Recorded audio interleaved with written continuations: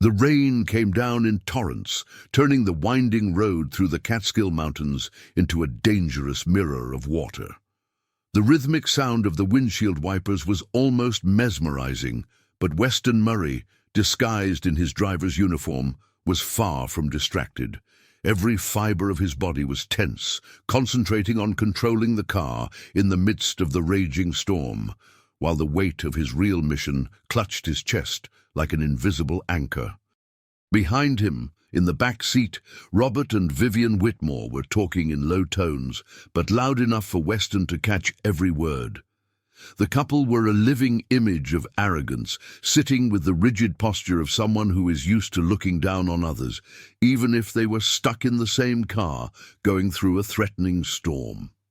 "It's simply unbelievable," said Robert, in an exasperated tone, as he adjusted the cashmere scarf around his neck. "Michelle insists on wasting her time with this charity nonsense, as if that were something worthy of a woman of her position. It's almost a disgrace." "Almost?" retorted Vivian, raising a perfectly drawn eyebrow. She was holding a crystal goblet filled with red wine that was shaking slightly with the bumps of the car. "It's completely shameful. She has every opportunity to redeem our family name, but instead she prefers to mingle with them." The last word was loaded with disdain, as if it wasn't even worth the effort of being said. Weston felt his jaw clench, but he kept his eyes fixed on the road. He knew he had to listen.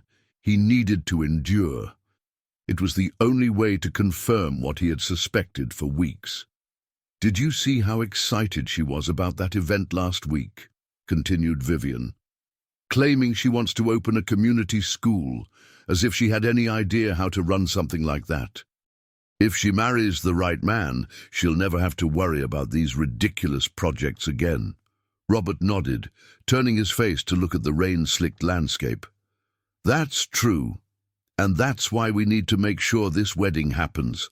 A man like Weston Murray doesn't appear twice in a woman's life. He's our ticket back to relevance. An expensive ticket, but an essential one." Weston felt his heart race. He knew that the Whitmores were in financial difficulties. It was one of the rumors that had led him to go undercover in the first place. But hearing confirmation that they saw Michelle as a piece in their game was different. He felt a wave of indignation run through his body. Michelle was anything but a strong, generous, and independent woman. They didn't deserve her. A flash of lightning lit up the road ahead, revealing a dangerous bend surrounded by tall, ominous trees. Weston adjusted the steering wheel with precision, controlling the car to avoid skidding. The tension in the atmosphere seemed to increase with the intensity of the storm. "You should drive more carefully," Vivian complained, giving him a cold look in the rearview mirror. "We don't want to arrive at our own party soaked or, worse still, dead." "Yes, ma'am," replied Weston, keeping his voice neutral.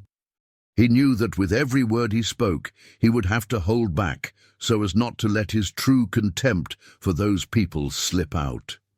He also knew that his mission was working. They completely believed his disguise. "I hope you fixed the heating in the house," said Robert. "I don't want the guests complaining about the cold." He turned to Vivian, completely ignoring Weston. "This party has to be a success. If we don't show that we're still a relevant social force, we'll lose what little respect we have left." "Don't worry," said Vivian, taking a long sip of her wine. "Everything will be perfect. Once this marriage is secured, all our worries will disappear." Once again, Weston felt his anger rising. They had talked about marriage as a transaction, a strategy to redeem their social position. There was no consideration for Michelle's feelings or the possibility that she might be falling in love with him for who he really was. A rustling sound interrupted his thoughts. The howling of the wind mixed with the snapping of branches being dragged across the road. Weston saw something dark on the asphalt ahead and quickly stepped on the brake, gripping the steering wheel tightly. The car skidded slightly before regaining its balance, and the Whitmores clung to the seat supports. "What the hell was that?" Robert shouted, his eyes wide. "Do you want to kill us, you incompetent?" "I'm sorry, sir," Weston replied calmly, trying not to let his annoyance show. "The road is dangerous because of the storm. There was a branch in the way, but I managed to avoid it." "Well, next time, pay more attention," Vivian huffed. "We expect impeccable service, not a horror show." Weston took a deep breath, concentrating on the road again. Every minute he spent in the car was a test of his patience, but he knew he had to endure it. He was so close to the truth, and nothing would make him give up now. The Whitmore mansion loomed on the horizon, its imposing silhouette standing out against the dark and stormy sky. The lights shone in the windows, but to Weston, the place seemed more like a fortress of hypocrisy than a home. He knew that the night was just beginning, and that, within those walls, more truths would be revealed. As he parked the car at the main entrance, he glanced once more in the rearview mirror. Robert and Vivian were busy adjusting their outfits and making sure they were impeccable for the arrival of the guests. They had no idea that their chauffeur was actually the man they had hoped to manipulate. Weston switched off the engine and climbed down to open the door for them. As the couple climbed out of the car, protected by umbrellas that he quickly provided, he looked up at the sky and let the rain hit his face for a moment. He needed that split second to pull himself together, because the game was just beginning. 6 months before that tumultuous night, Weston Murray couldn't have imagined that he would be driving a luxury car, disguised as a chauffeur, to expose the truth about the family of the woman he loved. His world was completely different then, driven by achievement, hard work, and a reputation built on almost superhuman effort.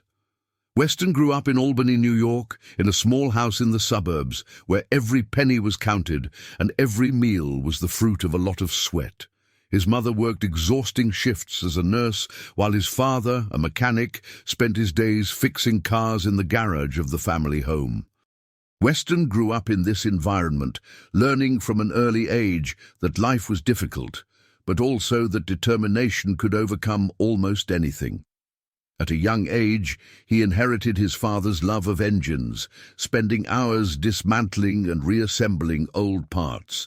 This mechanical fascination soon turned into a passion for innovation. While other teenagers spent their free time partying, Weston spent his evenings designing prototypes and studying engineering. That's how, at the age of 20, he founded his first startup, focused on creating sustainable automotive technologies. Now, at 34, Weston was a billionaire. His name was often in the headlines of business magazines, being described as a visionary. However, he never lost his sense of humility. Even though he had everything money could buy, Weston still drove his own cars and made a point of treating every employee in his company as an equal. It was at one of these rare social occasions, a charity gala in Manhattan, that Weston met Michelle Whitmore. He had attended the event begrudgingly, persuaded by a longtime friend who insisted on the importance of staying connected with influential circles. Weston had always hated these occasions. They were mostly superficial encounters, full of fake smiles and conversations about exorbitant fortunes. But Michelle was different. She stood in a discreet corner of the room, observing a work of art with genuine attention, while the rest of the guests circulated with champagne flutes and rehearsed laughter. She was wearing a simple navy blue dress, without the typical exaggerations that Weston associated with the elite. When he approached her, he was surprised by the sincerity in her voice. "It's beautiful, isn't it?" she said, gesturing to the abstract painting in front of her. "People think art is about aesthetics, but I think it's more about emotion, about what it provokes in you." Weston, a man used to conversations that revolved around profits and investments, was intrigued. "I agree," he replied, "although it seems that most people here are more interested in the prices of the pieces than in what they represent." She laughed, and that sound was like an unexpected melody. Exactly. That's why I stay here, away from the crowd. I'm not very good at gala conversations. Neither am I, he admitted, holding out his hand. Weston, Michelle. And so it began. The conversation flowed with surprising naturalness, something rare in Weston's world. Michelle was intelligent, passionate, and totally oblivious to his identity. While others struggled to impress him with their connections or status, she talked about her desire to help underprivileged communities and open a community school. She had no idea that he was Weston Murray, the tycoon. To her, he was just a nice man with whom she had found an unexpected connection. Over the next few months, they met frequently. Weston, fascinated by her authenticity, kept her financial identity a secret. He wanted to be loved for who he was, not for what he had. Michelle, for her part, seemed more and more enchanted by him, and Weston began to imagine a future together. But there was a problem. Her parents. Weston began to hear rumors. Friends in common mentioned that the Whitmores were in serious financial difficulties. For years, Robert had made disastrous investments, and Vivian, with her compulsion for ostentation, had accumulated exorbitant debts. The mansion where they lived was an empty symbol of a fortune that no longer existed, and according to rumors, they were desperate to use Michelle as a kind of salvation, ensuring that she married a man rich enough to support the whole family. At first, Weston refused to believe it. Michelle was so different. How could it be possible that she came from such a toxic environment? However, as the rumors became more frequent, he realized that he needed to know the truth. That's when he came up with the plan. By offering himself as a private chauffeur for the Whitmores, a service that had apparently been suggested by a family friend, Weston hoped to observe Michelle's parents up close. He wanted to see how they treated someone they believed to be of a lower class. More importantly, he wanted to protect Michelle, ensuring that she wasn't manipulated by those who were supposed to love her unconditionally. But the plan was risky. Weston knew that if he was found out, he could lose Michelle forever. She could interpret his action as a betrayal, an invasion of her privacy.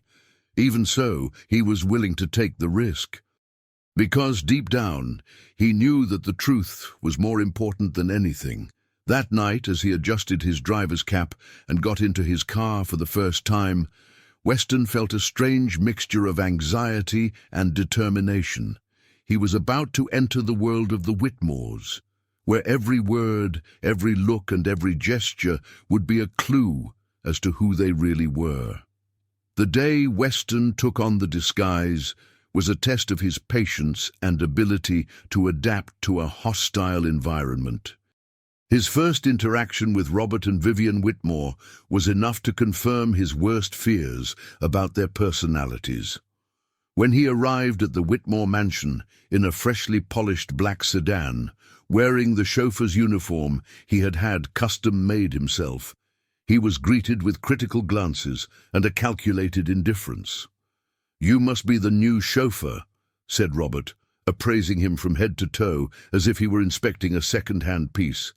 "Be punctual, discreet, and don't ask questions. Is that clear?" "Yes, sir," replied Weston, purposely lowering his gaze, even though he felt a lump forming in his throat. The way Robert spoke to him was an uncomfortable reminder of the years when Weston had actually worked as a delivery driver, saving every penny to build his company. He hated being underestimated, but he knew that at that moment that was exactly what he needed the Whitmores to believe. Vivian appeared next, slowly descending the stairs from the main entrance as if she were putting on a performance. She was wearing a bright red dress that seemed out of place for a simple stroll, but that seemed to be intentional. She looked at Weston with an expression of slight disdain, as if she was facing something that needed to be tolerated, not respected. "I hope you know that we work to high standards," she said, gesturing dramatically. "If you're incompetent, we won't hesitate to replace you. Drivers are disposable after all." Weston kept his face expressionless, merely nodding. Inside, he felt his anger boiling up. Vivian had said that without even hesitating, as if it were a universal fact. He had met many people like that in his life, individuals who believed that money or status were the only measure of human worth. But to hear it now, knowing that she was Michelle's mother, made it all the more revolting. The first journey under her disguise was to take the Whitmores to a lunch with friends from high society. In the back seat, the couple chatted openly, oblivious to Weston's presence, as if he were an inanimate object. This attitude was useful for his plan, but at the same time a constant blow to his self-control. "The situation is becoming untenable," Robert said in an irritated tone, running his fingers through his grey hair. "Creditors are starting to call the mansion directly. Imagine the embarrassment." "We need to be strategic," replied Vivian, with a calculating tone. "Michelle is already completely enchanted by Weston. All we need is for him to propose. After that, we'll be safe. He's more than capable of supporting us, even with our circumstances." Weston felt his blood run cold. There it was, undisguised, confirmation of what he feared most. It wasn't just about difficult or controlling parents. Robert and Vivian were using Michelle as a pawn in their financial survival plan. It was clear that they didn't see their daughter as a person, but as a solution to their own problems. However, Michelle didn't seem to be aware of this. In all the conversations Weston had had with her, there was never any indication that she knew how serious her family's situation was. He knew she was intelligent, but the Whitmores were masters of dissimulation. And Michelle, with her genuine and generous nature, had perhaps never realized how much her parents manipulated circumstances.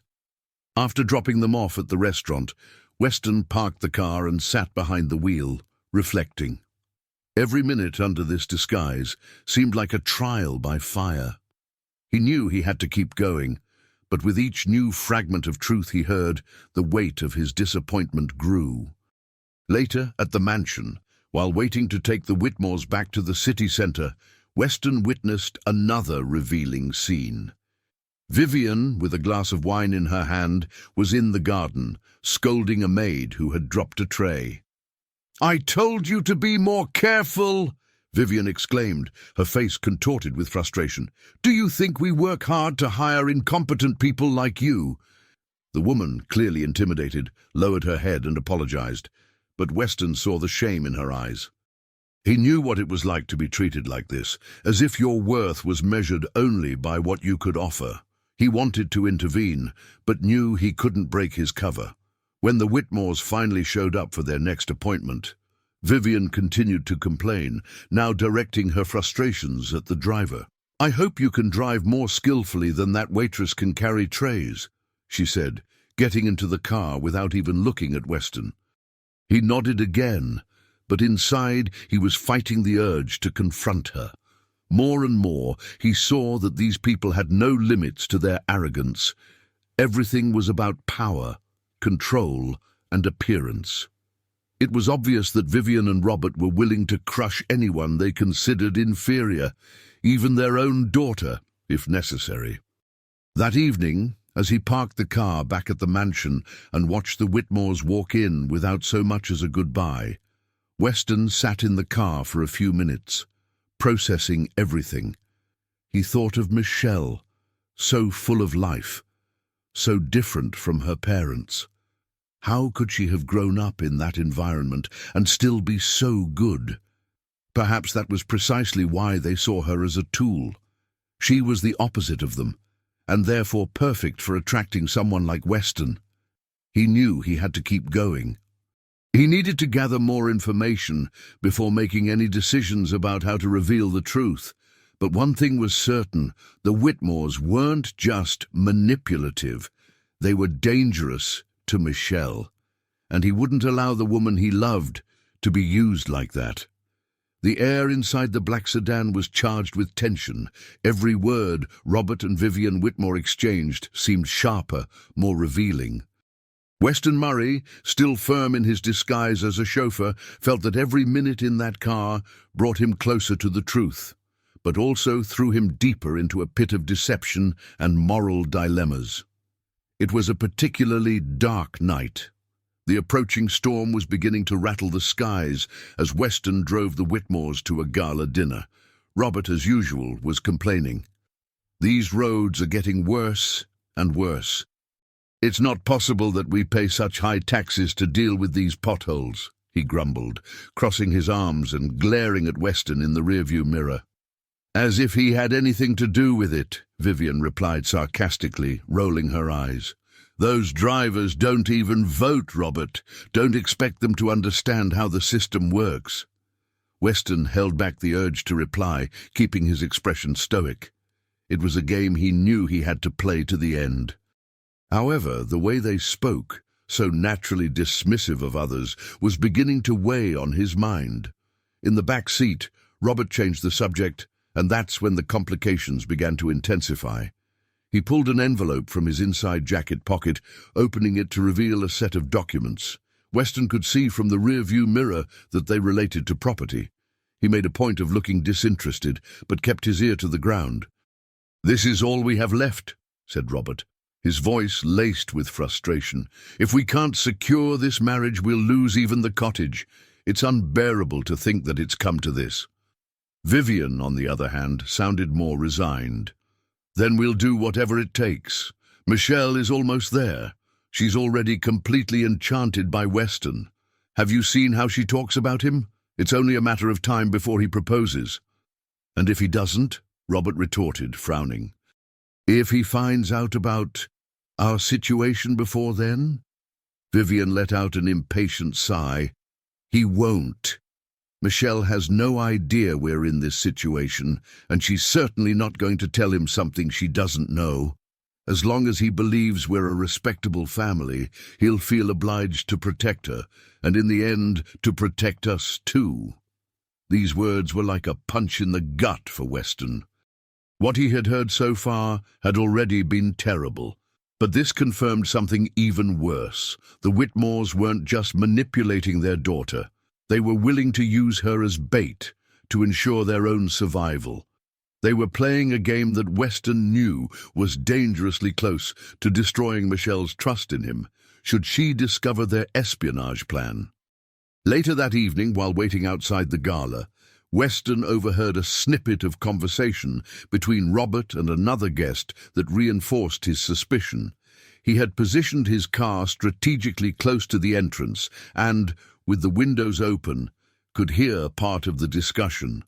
"So, you really think this wedding is going to happen?" the man asked, with a slightly mocking tone. "I don't believe it, I'm sure of it," replied Robert. "Weston is an intelligent man, but he's a man of principle. And men like that are easy to manipulate. They always think they can save the world, that they can rescue those they love. Michelle will be our bridge to a safe future. He would never stop looking after her, and by extension, us." "It's a risky strategy," the other man commented with a laugh, "but considering your situation, I don't think you have much to lose." Weston gripped the steering wheel so hard that his fingers turned white. He didn't know which was worse, Robert's blatant cynicism or the fact that there was a stranger validating his approach. The feeling of being watched like a pawn in a game he didn't even know he was playing disgusted him. However, he knew he couldn't react. Not yet. That night, as he drove the Whitmores back to the mansion, Weston couldn't stop his mind from filling with doubts. He loved Michelle. That much he was sure of. But what would he do if she knew all this? How would she react to knowing that her own parents were willing to use her in this way? And more importantly, how would she react to discovering that he had gone undercover to expose this truth? The tension inside the car seemed palpable, but ironically, the Whitmores were completely oblivious to Weston's inner turmoil. Vivian reclined in the back seat, exhausted after an evening of empty conversation and forced compliments. Robert, meanwhile, checked his phone, frowning at each message he received. "These investors are becoming unbearable," he muttered. "If only Weston would be more public about his plans. We could use that to our advantage." Vivian sighed. "Give it time, darling. He's still at the beginning of his relationship with Michelle. Soon everything will become clearer. We'll get what we need." And back at the mansion, Weston helped Vivian out of the car, while Robert muttered something about needing a stiff drink before bed. When he was finally alone in the car, Weston allowed himself to take a deep breath. Every day, the situation became more complex. He knew he was heading for a moment of inevitable confrontation. The question was, when and how? As he watched the mansion's lights gradually fade, Weston made a silent promise. No matter what happened, he would protect Michelle. But to do that, he would need to be careful and patient. The Whitmores were masters of the game they played, but Weston had something they didn't: integrity. And he was willing to use it as a weapon to turn the tables. The Whitmore mansion was shrouded in an eerie silence that morning. The shy sun illuminated the huge windows, but the atmosphere remained tense. Weston Murray knew that the day would be decisive. He felt the weight of responsibility growing on his back, but he no longer had time to hesitate. There was something in the last few days, in Vivian's furtive glances and Robert's growing anxiety, that warned him that they were ready to strike the final blow. Weston arrived at the mansion early as usual, but this time with a plan in mind. He needed concrete evidence of the Whitmores' true intentions. Whispered words in the car wouldn't be enough. He needed something irrefutable. As he waited in the driveway, Weston observed the routine of the house. Vivian, always the picture of perfection, was giving orders to the staff. Robert was locked in his study, but Weston had seen him bring in a pile of confidential papers the night before. The opportunity to act arose when Robert went out to take a call in the garden, leaving his office unlocked. Weston, his heart pounding, quickly entered and began to rummage through the desk. He found unfinished contracts, debt records, and, most alarmingly, correspondence between Robert and a creditor threatening to seize the mansion within weeks. But what really caught his eye was a folder with Michelle's name on it. Inside were letters written by Robert, intended for Weston, but never sent. In them, Robert painted a picture of desperation, begging for financial help and using Michelle as an emotional bargaining chip. "You love my daughter, Weston," said one of the letters. "And as a father, all I want to do is make sure she has a safe and comfortable life. But to do that, we need your help." Weston felt his stomach turn. He knew that Robert was manipulating Michelle, but seeing how far he was willing to go, even writing those letters begging like a beggar disguised as a concerned father, was the last straw. Later that day, Weston drove the Whitmores to a lunch with investors. The tension was palpable. Vivian, wearing an extravagant necklace that he knew had probably been bought on credit, talked excitedly about the family's future. "With the new investments, we'll have the resources to revitalize the country house," she said, glancing at Robert. Robert replied with a short smile, but Weston could see the concern hidden in his eyes. They were approaching an abyss, and he knew it. "Joe," said Vivian abruptly, using the false name Weston had given her as a driver, "please take care when you pick us up later. We need to be impeccable for the gala dinner. We don't want Michelle to have anything to be ashamed of." Weston felt a wave of anger run through him, but he kept his composure. "Yes, ma'am," he replied calmly, knowing that every second was a step closer to the inevitable explosion. It was on the way back to the mansion later that afternoon that the confrontation finally took place. The rain was starting to fall again, and the rhythmic sound of the drops against the roof of the car seemed to echo the growing unease in the room. Robert, apparently unable to contain his anxiety, began to speak.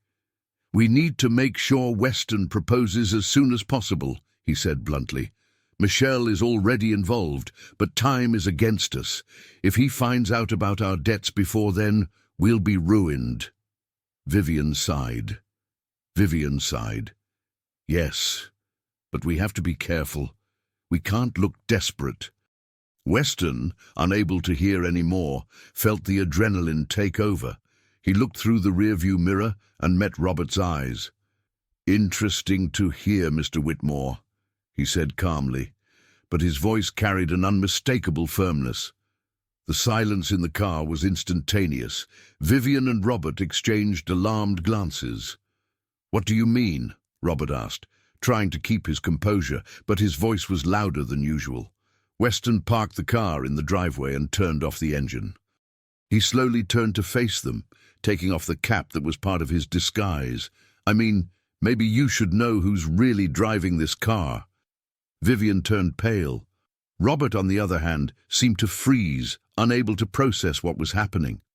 "I'm Weston Murray," he said, his voice as sharp as steel. "And yes, I came here to find out the truth, because contrary to what you think, I don't make decisions blindly, and now I know exactly what kind of people you are." The tension exploded like lightning inside the car. Vivian tried to regain her composure, but her words came out shaky. We were just trying to protect our family." "Protection?" Weston interrupted, his voice rising for the first time. "You were using your own daughter as a bargaining chip. That's not protection, it's selfishness, and it's unforgivable." Robert tried to defend himself, but Weston held up his hand. "I don't want to hear any more. You took advantage of Michelle's kindness, of her trust, and worst of all, she has no idea what you're doing." The rain was now coming down in full force, and the sounds of thunder seemed to accompany the confrontation. Vivian, finally unable to keep up the facade, began to cry. "Please don't tell her," she begged. "Michelle wouldn't understand. She'd never forgive us." Weston was silent for a long moment. Finally, he said, "Michelle deserves to know the truth, and she will. But not from you." Without saying another word, he got out of the car and walked into the mansion, leaving the Whitmores behind in the rain and chaos they had created. The rain fell like a liquid curtain over the Whitmore mansion, but inside its imposing walls, an even bigger storm was about to explode. Weston Murray crossed the entrance hall with firm steps, his wet shoes marking the spotless marble floor. He carried an unwavering determination in his eyes. There was no more room for doubt or hesitation. Michelle was in the main hall, with a book in her hands, sitting in an armchair near the fireplace. The warmth of the fire contrasted with the chill Weston felt inside. She smiled when she saw him enter, but her smile faded when she noticed the grave expression on his face. "Weston," she asked, getting up. "What happened? Are you all right?" Before Weston could answer, Robert and Vivian rushed through the front door, still shaking nervously. Vivian tried to smile, but her attempt to look carefree was miserably false. Robert, for his part, looked like he was about to explode, but maintained a facade of control. "Michelle," Vivian began, ignoring Weston completely. "Darling, we need to talk to you about something important." Michelle frowned, confused. "What's going on?" Weston held up his hand to interrupt Vivian before she could say anything else. His voice was firm but charged with emotion. "No, they won't tell. I will." Michelle looked from one to the other, her confusion growing. "Can someone please explain to me what's going on?" Weston took a deep breath. "Michelle, there's something you need to know about your parents, and about me." He hesitated, feeling the weight of the words about to be spoken. "I'm not who you think I am. I'm not just Weston Murray, the man you're dating. For the last few weeks, I've been disguising myself as your family's chauffeur in order to understand what's really going on here." Michelle's eyes widened. Disbelief etched across her face. "You... what? You disguised yourself? Why?" Before Weston could answer, Robert exploded. He did it because he doesn't trust us. He's trying to paint us as villains when all we did was protect you." Weston turned to him, his anger finally boiling over. "Protect? You were using your own daughter to save your own skin, manipulating her, lying to her. That's not protection, that's betrayal." Michelle raised her hand, her voice shaking. "Enough! Can someone please explain to me what you're talking about?" Weston looked into her eyes, feeling his heart squeeze. "Michelle, your parents are facing huge debts. They're about to lose everything, and they were counting on our relationship as the solution. They wanted me to save them financially, using you as the bridge to do so." The silence that followed was almost unbearable. Michelle looked at her parents, who looked away, unable to deny it. Their expression changed from confusion to pain, and then to something Weston could only describe as devastation. "Is it true?" she asked, her voice low, almost a whisper. Vivian began to cry, while Robert stared at the floor, unable to face her. "Michelle, we just wanted the best for you." "And for our family?" "Best for me," Michelle repeated, incredulous. "You were lying to me, using me. How can that be what's best for me?" Weston stepped forward, trying to reach her. "I know this is a lot to process, but I needed you to know the truth. I did it because I love you, Michelle. I needed to protect you from them." Michelle pulled away, tears starting to run down her face. "Protect? You lied to me too, Weston. You disguised yourself, infiltrated my life without telling me. How is that any different from what they did?" Weston felt the blow. He tried to speak, but the words seemed stuck in his throat. Meanwhile, Robert began to plead. "Michelle, please, you have to understand. We did this out of desperation. We had no other choice." "You always have a choice," she replied, the pain in her voice turning to anger. "But you chose to lie. You chose to use me." Vivian fell to her knees, grabbing the hem of Michelle's dress. "We are your family, Michelle. Please don't abandon us. We don't know what to do without you."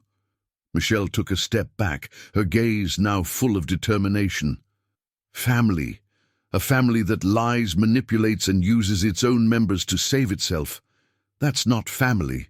That's selfishness." Weston finally found his voice. "Michelle, I know what I did was wrong. I know I lied to you. But everything I did was to find out the truth and protect you. I love you, and I don't want to lose you." She looked at him, pain and disappointment mixing in her eyes. "I need time to think, Weston. I don't know who to trust right now. Everything seems a lie." Silence filled the room again, heavy and suffocating. Michelle took one last look at her parents, now fallen into despair, and then at Weston, before leaving the hall and heading for the stairs. Weston stood there, feeling the weight of his actions. He knew he loved her more than anything, but perhaps it was too late to make amends. The sun was setting over the Whitmore mansion, tinting the sky with shades of orange and gold. Michelle was sitting in her bedroom, looking out of the window at the garden where she had played so often as a child. That place, which had always been a refuge, now seemed full of complicated memories. The revelations of the last few days had shaken everything she thought she knew about her family, her relationship with Weston, and most importantly, about herself. She sighed and reached for her cell phone. She was hesitant, but she knew she couldn't avoid this conversation forever. Weston deserved an answer, a chance to explain and perhaps to start again. Weston was sitting on the balcony of his house, looking at the horizon, when the sound of a car caught his attention. He stood up, his heart beating fast. When he saw Michelle get out of the vehicle, he felt a surge of hope and anxiety at the same time. She walked towards him, her eyes shining but her expression serious. "Michelle," he said, trying to gauge her reaction. She smiled slightly. "Hi, Weston. Can I come in?" "Sure," he replied, moving to open the door. "Always." They sat down in the living room, and for a moment neither of them spoke. Weston, unable to contain his emotion, was the first to break the silence. "Michelle, I'm sorry for everything. I know what I did was wrong, and I'll never forgive myself for lying to you, even if it was with good intentions. I love you, and all I want is your happiness, even if that means giving us up." Michelle looked at him, her eyes glistening with tears, but there was a softness in her expression that Weston hadn't expected.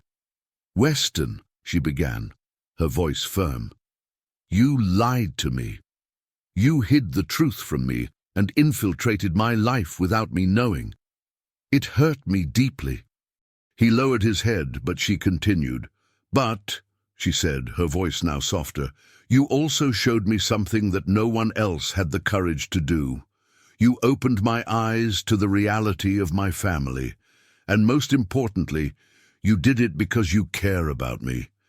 Even if what you did was wrong, it was done out of love, and that means something to me." Weston looked up, surprised. "Do you really believe we can get over this?" Michelle smiled, genuinely now. "I believe that if we work together and are honest from now on, we can get through anything." He felt a wave of relief and joy. "I promise, Michelle, there will never be lies between us again. I want to build something real with you, something solid." She nodded, taking his hand. "Me too."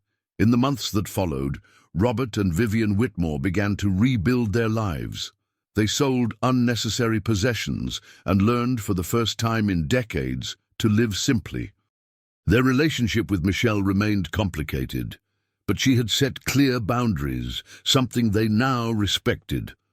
Surprisingly, Weston offered to help them sort out their debts, on one condition: absolute transparency about how the money would be used.